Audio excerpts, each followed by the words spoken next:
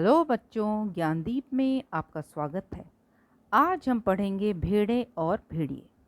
भेड़े और भेड़िए हरिशंकर परसाई द्वारा लिखित एक व्यंग्यात्मक कहानी है। इस कहानी में बताया गया है कि किस प्रकार स्वार्थी, ढोंगी और चालाक राजनेता सीधी सादी जनता को मूर्ख बनाती हैं और अपना फ़ायदा देखती हैं। वे केवल अपना स्वार्थ देखते हैं। एक बार एक वन के पशुओं को लगा वे सभ्य और बुद्धिमान हो गए हैं। अब उन्हें एक अच्छी शासन व्यवस्था अपनानी चाहिए। यह निश्चय हुआ कि प्रजातंत्र यानी डेमोक्रेसी की स्थापना हो। वे अब अपनी सरकार चुन सकती हैं। सब राजी हो गए। सबने सोचा, चलो पहली बार जनता के द्वारा सरकार चुनी जाएगी। यह खबर जंगल में आग की तरह फैल गई कि अब सभी जानवर सुख शांति और प्यार से रहेंगे। किसी को खतरा न होगा। सुरक्षा का स्वर्ण युग आ गया। सभी जानवर अपनी इच्छा और सुरक्षा को ध्यान में रखकर नेता का चुनाव करेंगे। उस वन प्रदेश में भेड़ों की संख्या अधिक थी और भेड़ियों की बहुत कम थी। अब भेड़ियों के बीच खलबली मच गई। भेड़ों की संख्या इतनी अधिक है, भेड़ें ही जीतेंगी।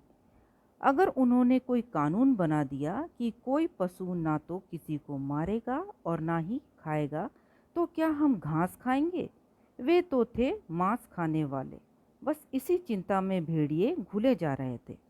चुनाव जितना नज़दीक आता, भेड़ों में खुशियाँ उतनी ही बढ़ती जाती और भेड़ियों का दिल बैठता जाता। उन्हें डर सताता कहीं जंगल छोड़कर ना भागना पड़े। यही सोच सोच भेड़िया उदास और चिंतित रहने लगा। एक दिन बूढ़े सियार ने उसे चिंतित देखा और पूछा। ये सियार जो है यानी जैकल बहुत ही चालाक चतुर होता है। ये शरीर से भले कमज़ोर होता है, लेकिन दिमाग उल्टा पुल्टा काम में बहुत चलता है। भेड़िया शिकार करके जो खाता है और जूठा छोड़ देता है, ये उसी को नोच नोच कर खाता है। एक प्रकार से भेड़िए का चमचा होता है, उसके आगे पीछे केवल घूमता रहता है। ये था सियार यानी जैकल। उसी सियार ने भेड़िए से चिंता का कारण पूछा। आपके मुंह का बारा क्यों बजा हुआ है? भेड़िए ने कहा, वन प्रदेश में चुनाव होने वाला है।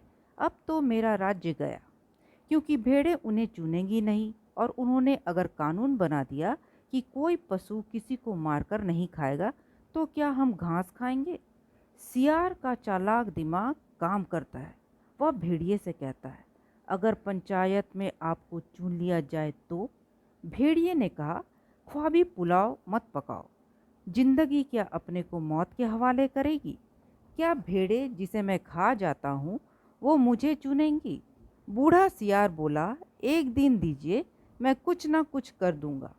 दूसरे दिन सियार अपने साथ 3 रंगे सियार लेकर आया।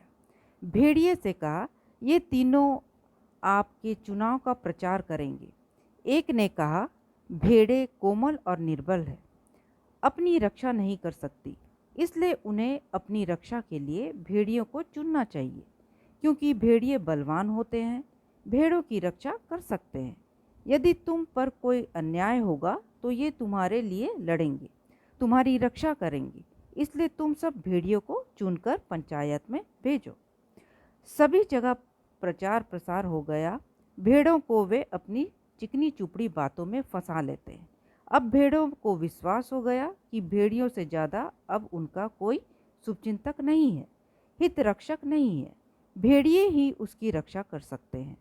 सभी भेड़ें भोली भाली थी, भेड़ियों के बहकावे में आ गई। पंचायत का चुनाव हुआ और सभी भेड़ों ने अपनी रक्षा के लिए भेड़ियों को चुना।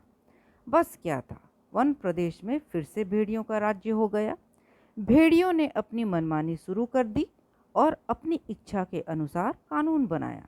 पहला कानून था, नाश्ते में नरम मुलायम भेड़ का बच्चा परोसा जाए। दोपहर को एक पूरा भेड़ और शाम को स्वास्थ्य का ख्याल रखते हुए आधा भेड़ परोसा जाए। और इस प्रकार भेड़िए के चंगुल में भेड़ें फंस जाती है।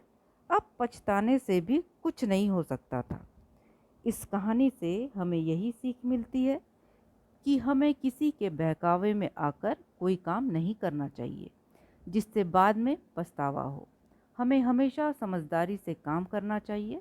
जिस प्रकार चुनाव के समय राजनेता जनता को अपने बहकावे में लाकर चुनाव को जीत जाती है, लेकिन जीतने के बाद उनका असली रूप देखने को मिलता है। सभी राजनेता ऐसे नहीं होते। राजनेता अपनी जनता के लिए बहुत काम करती है, उसे आगे बढ़ाने में, उन्नति दिलाने में, जिसके काम से खुश होकर जनता उसे दोबारा चुनती है। और जो अपनी जनता को धोखा देते हैं, ये कहानी उसके लिए ही है। तो बच्चों, ये थी भेड़ और भेड़िए की कहानी। नेक्स्ट 2 कलाकार के साथ फिर मिलेंगे। इस वीडियो को लाइक करें और अपने दोस्तों के साथ शेयर करें। चैनल को सब्सक्राइब करें, बेल आइकन को दबाएं, जिससे मैं जब भी नया वीडियो डालूं आपको नोटिफिकेशन मिल जाए। Bye bye.